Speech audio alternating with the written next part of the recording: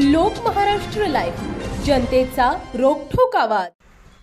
पाचोरा तालुक्यातील निंभोरी खुर्द येथील ग्रामस्थांनी ग्रुप ग्रामपंचायतील हद्दीतील गावातील सांडपाणी हे रस्त्यावर उतरत आहे, तसेच पूर्ण सांडपाणी गल्लीमध्ये साचत आहे। लहान मुलांना शाळेत येण्या जाण्यासाठी मुख्य रस्त्याच्या ठिकाणी आहे। ग्रामस्थांनी येथे वृक्षारोपण करून ग्रुप ग्रामपंचायत निंभोरी बुद्रुक यांना जागा करण्यासाठी वृक्षारोपण केलं, तरी ग्रुप ग्रामपंचायत निंभोरी बुद्रुक यांनी सांडपाण्याची विल्हेवाट लावावी असे ग्रामस्थांचं म्हणणं आहे।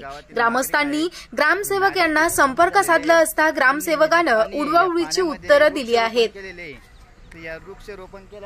असे ग्रामस्थांचं म्हणणं आहे। जाणून घेऊ आणि ऐकून घेऊ ते काय म्हणतात तर बोला। मी शहरात व्यंकटराव शेळके, निंभोरी खुर्द। आमच्या गावात 2 वर्षापासून अंडरग्राउंड गटारीचं काम चालू आहे। काही झालं, पूर्ण झालेलं आहे, पण ते तरी बी पूर्ण पाणी गल्लीनं वरून येतं आहे आणि ते मुख्य रस्त्यावर शाळेत जाणारा मुख्य रस्ता आहे, लहान मुलाला जाण्यासाठी रस्ता नाही, ते तुंबेल आहे। आता उद्या गुरुवारी आमचं हरनाम सप्ताहाची सांगता आहे, त्या दिवशी आम्हाला पालखीची मिरवणूक आहे। पालखीची मिरवणूक असताना आम्हाला त्या घाण गटारीच्या पाण्यातून जावं लागणार आहे। एवढं ग्रामपंचायतीचं लक्ष द्यायला पाहिजे। आमची हीच इच्छा आहे की ग्रामपंचायत झोपलेली ग्रामपंचायत आम्हाला जागी करण्याकरता आम्हाला हे पाऊल उचलणं पडलं आणि वृक्षारोपण करावं लागलं।